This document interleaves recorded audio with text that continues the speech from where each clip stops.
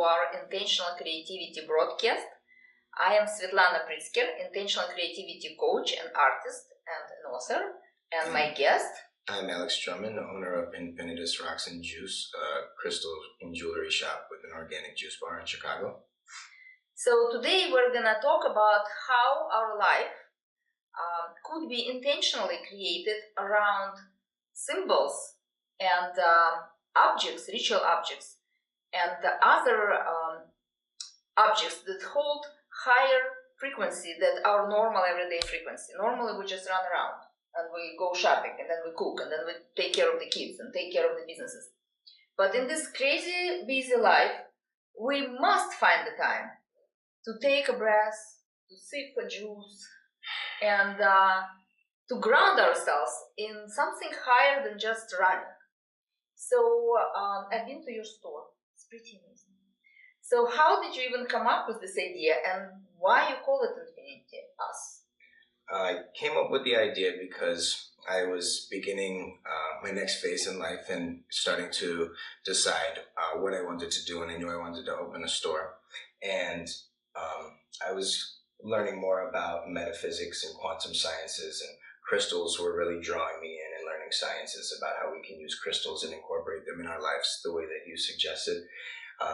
And I also was raised pretty health conscious by my parents, and I saw that juicing was becoming a trend and thought that the customers of both types of industries kind of coincide, and people who are conscious and aware of what they put in their body are also conscious and aware and understand the importance of relaxing, breathing, and incorporating these ancient tools that we're learning with modern science we can actually use to affect our lives in a really positive way. Yeah, that's an incredible concept that we actually have something that's very, very beautiful and inspiring, but it also comes from millennia before consciousness was seeded in a physical form. And I brought these crystals just for people to get to know what exactly is happening when you touch the crystal, when you look at the crystal. Because in your store you have an incredible array of specimens, because you're connected to crystals. For me, every crystal is a friend, and I know it's the same thing for you. And I know that you travel around the world to collect those specimens and to big fairs, and you bring the most beautiful pieces.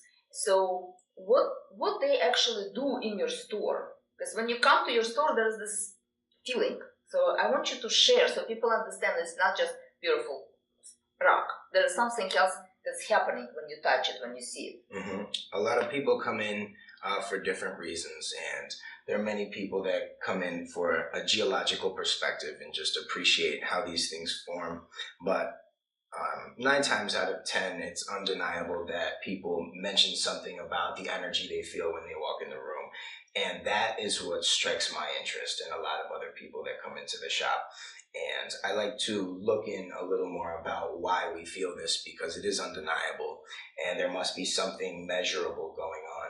And what I like to use them for is to understand and feel intuitively, but also study the shapes and colors and how that works with us, because they follow a lot of principles that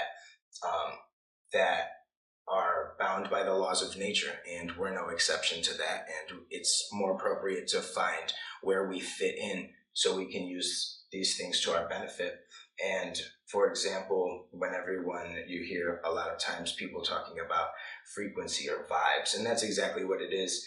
It's almost an inaudible sound, and it's the same as a sound frequency. It behaves the same as the sound frequency, but it's inaudible because the frequency is off of our range. Right, and especially if you're like this whole day, and then you come to the store. I'm holding the crystal, the rock that actually is connected to the root chakra, which is our survival center, it's the first chakra.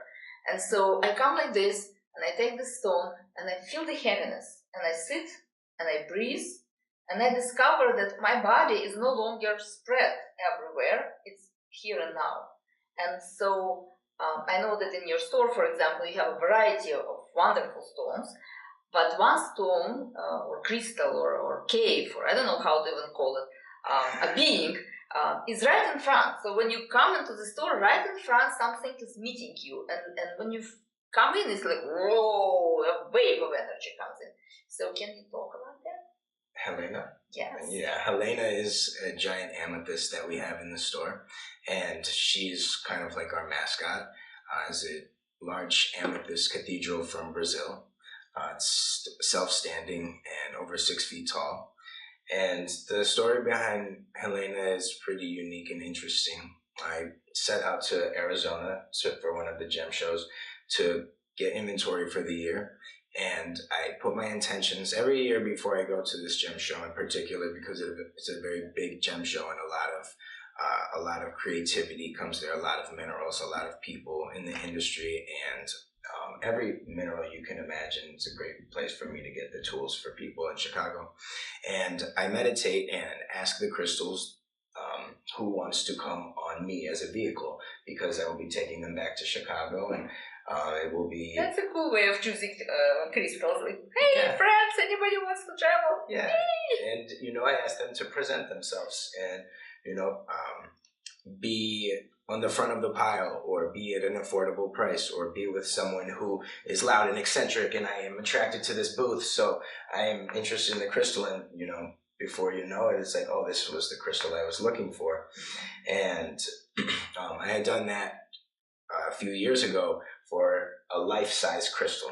I was asking the crystals, asking the universe to align me with the correct crystals as tools, and also a life-size friend that I can bring back to the store. And it presented itself in such a way where it was just shining in the light. It was more attractive than the rest to me. It was very large, life-size, bigger than me.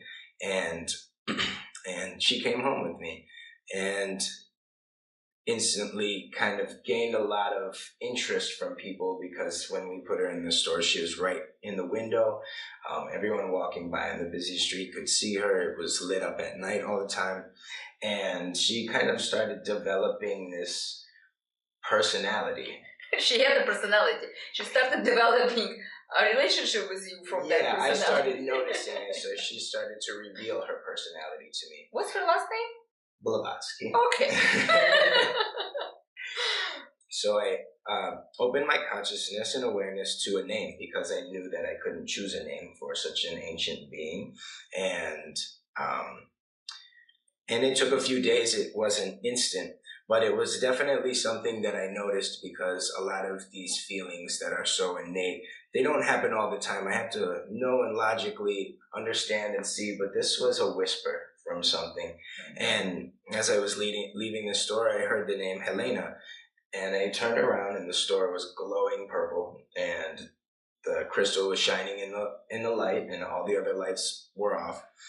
And I turned around, and I said, "Is that your name, Helena?" And I just got a sincere feeling of a yes.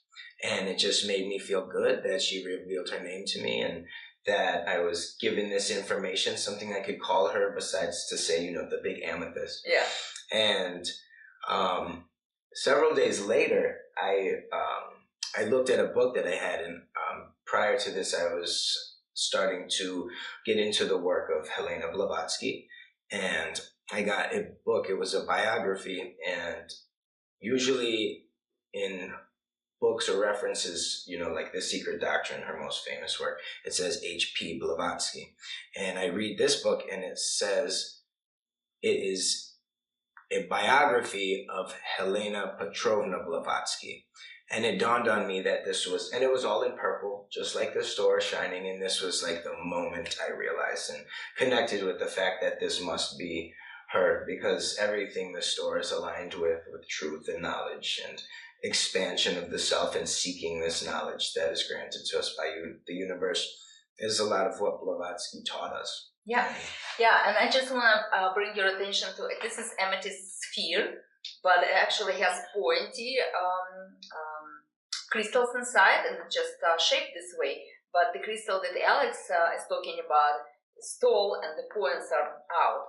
So it actually emanates that light and frequency. But I know that lots of people are interested in the third eye consciousness and being in consciousness of unity and understanding more and being aware more. This is actually the crystal that does that. It helps seeing further, it helps seeing deeper, and it allows for your consciousness to be aligned with the consciousness of Earth that has so much to tell. And this is the libraries. This is where the information is being stored. So Alex is not crazy here talking to crystals. I know he's very business oriented and very successful in business. His store is booming, and he has a lot of young people, very vibrant store. So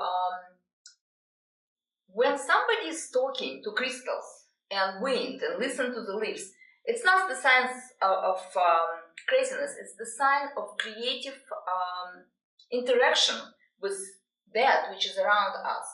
And every time you have a creative intention, it actually helps you create something in your life.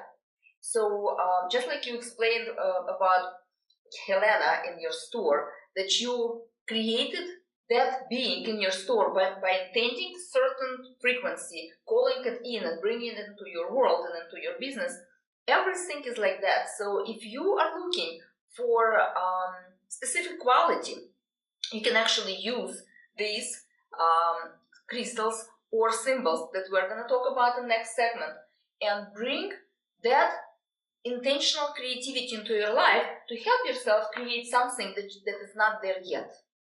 So don't go away. We are going to have a special, very mysterious thing that is in this box for you in the next segment.